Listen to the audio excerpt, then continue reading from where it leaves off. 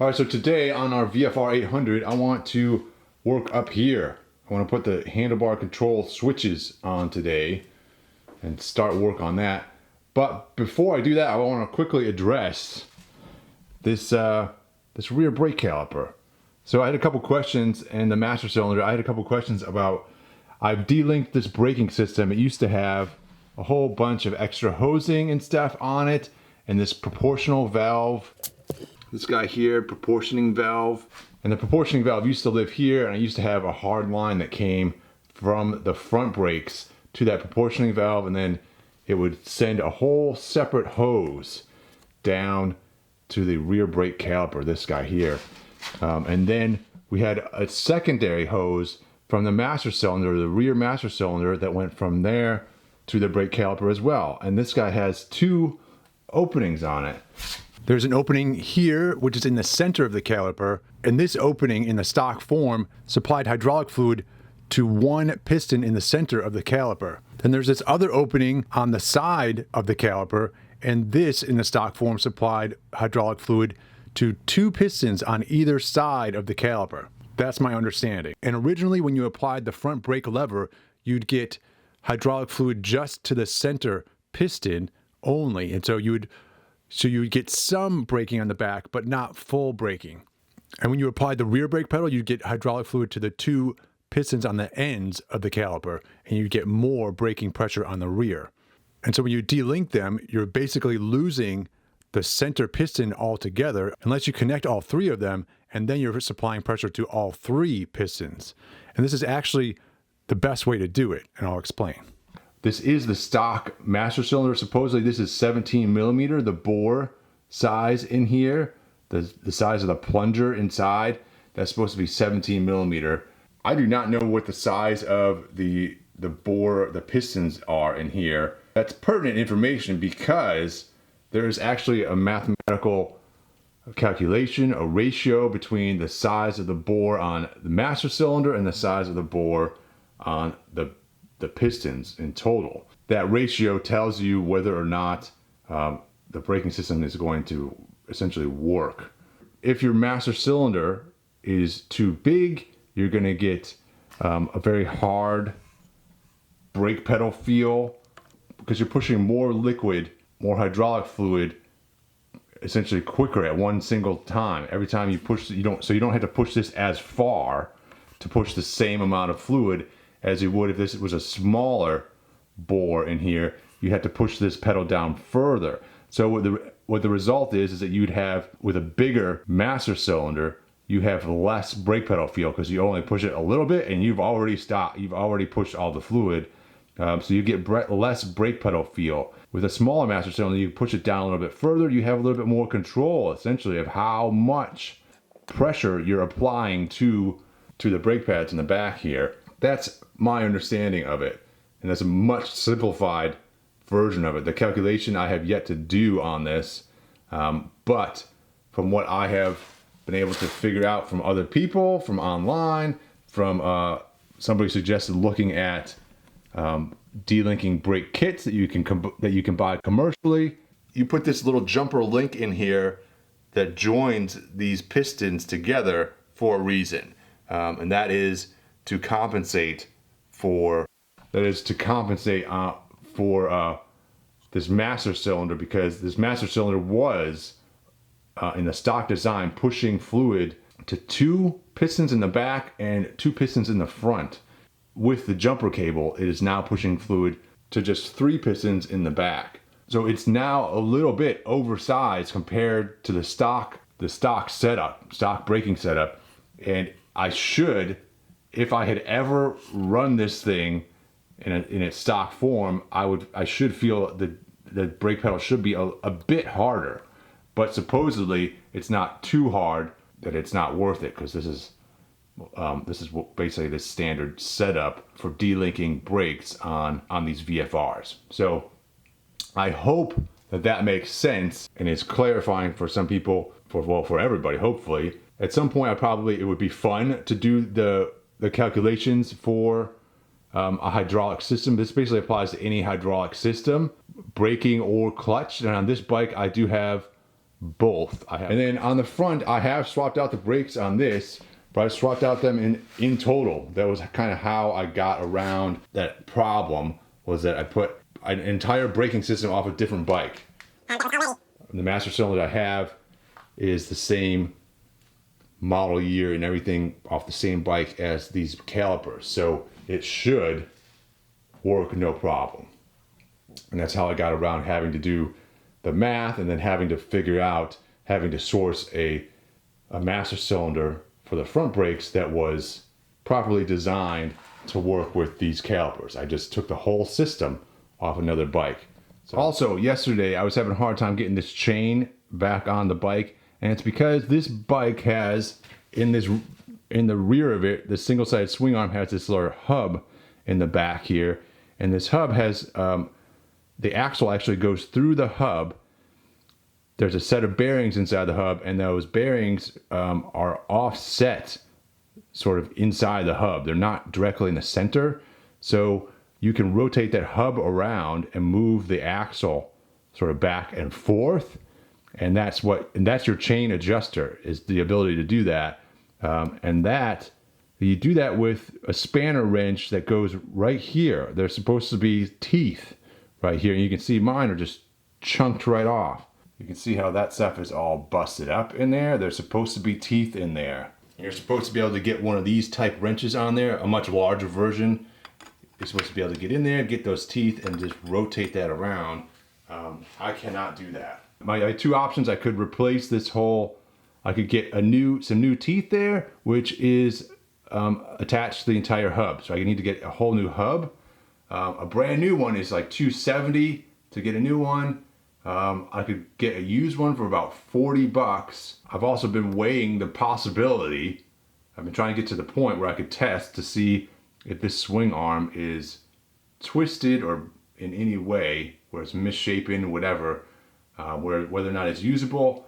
And so I've been weighing that, and I don't want to spend $40 only to have to spend more money later on to get a swing arm. So I was able to find a swing arm that looks like it's in good condition, a used one, for like $140, $150, and I've ordered that instead. So that will be coming, and sadly we will not be using this one at all. But compared to the other ones that are available on the used market, this thing looks horrible. I mean, not that it affects the functionality, but the surface on this thing is just all kinds of horrible, like it's been outside for a long time. So the new one will look a lot better.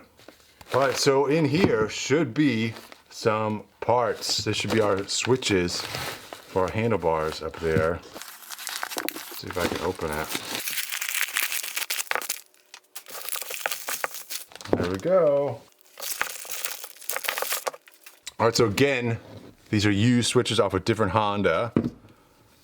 I'm not doing anything crazy fancy on this bike. And these are actually off a CB 300. A more modern one. I think it was like a 2015. The reason I chose that bike is because these are simple. These are actually the same number of functions on these as the stock VFR. These are just in much better shape. So in theory, I should be able to wire these up to the VFR system, and it should be the simplest solution, essentially. If I had gotten ones off a more modern VFR, they have additional buttons and additional features on them that I don't have on this VFR, and so it would be awkward because I'd have buttons that did nothing. So if we come over here to the VFR, you can see this would be our left switch. It's got a horn, it's got turn signals, it's got high-low beams, yeah, it's got your lights there. The one I ordered, it's got horn, turn signals, high-low beams right there. That's it. The other one, on the other side, well, we've got your kill switch, starter switch. This one, kill switch, starter switch. I do expect to have to sort of rewire the connections a bit on these because I would be absolutely flabbergasted if these were the same connections.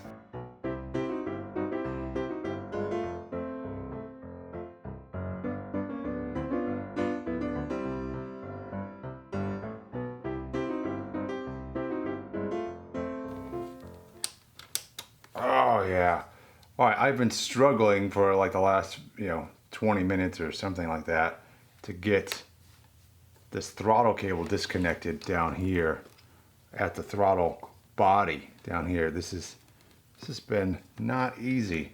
This is probably one of the hardest bikes I've ever worked on to get to in terms of getting these little throttle cables disconnected. And I need to get these disconnected so that I can take it off the controls, the old VFR controls at the top there, and swap them over to our new CBR controls. All right, so now I should be able to, up here at the throttle tube, get enough slack on this cable to take it off.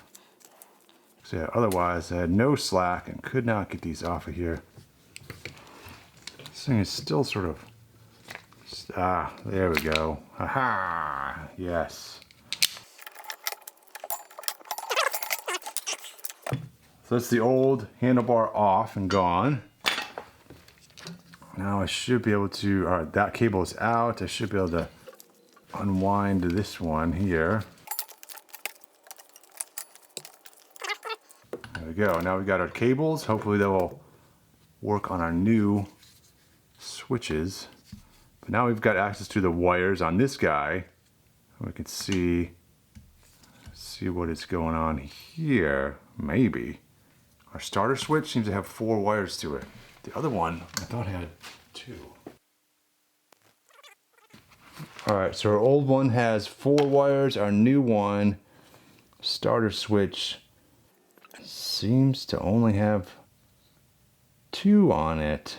Alright, so the question at the moment is, we've got 2 wires on our CBR starter switch, and we've got 4 wires on our VFR switch. I need to look up on the VFR why there's 4 on here. We do both have 2 on the kill switch and 2 on the kill switch of this one. So let's line those wires up and see if they make sense. So on this one they are green and there's a black and blue. We have a white and black. On our switch we got white and black. All right, so in theory those can be swapped around. I'm going to leave that for now. Let's look up the wiring diagram. All right, this is pretty cool. So this is the VFR switch, right? On here we've got, on our starter switch, this guy here, it has got 4 wires coming in here. You've got 2 wires coming in that have, one has power, and when you hit the switch, it sends power to the starter, essentially, to start it. And the other one has power coming in for the headlights. And so when you hit the switch, it takes power away from the headlights. It momentarily disconnects power to the headlights in order to supply enough power to start the bike. And so that's how the VFR set up. The CBR switch has essentially the same switch. And on this version, you can actually see down in there when you hit the switch, you can see stuff moving in there. And you can see this has 2 blank spots over here that has a connection on right now when the switch is not depressed. So when I depress the switch though, it pulls that connection away. So I've got the same switch in here, and I can utilize this switch and wire this switch up the same way the VFR is wired up. All right, so the other thing I noticed is that the wires on the VFR are a heavier gauge than the wires on the CBR, and that would make sense because it's a bigger motorcycle that requires, it must have a bigger starter on it as well.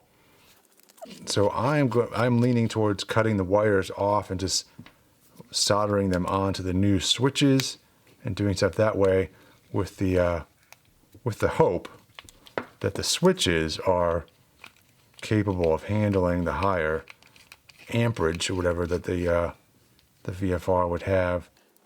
I would assume that they are. I would assume that a lot of the switches that Honda has are universal. All right, I'm gonna have to finish working on this tomorrow because I'm out of time for today, but I got my switches sort of out. This one, of course, the VFR has a really corroded bolt or screw right there, and so I can't get that one out. But I should be able to cut the wires out here and swap them over onto this switch here. All right.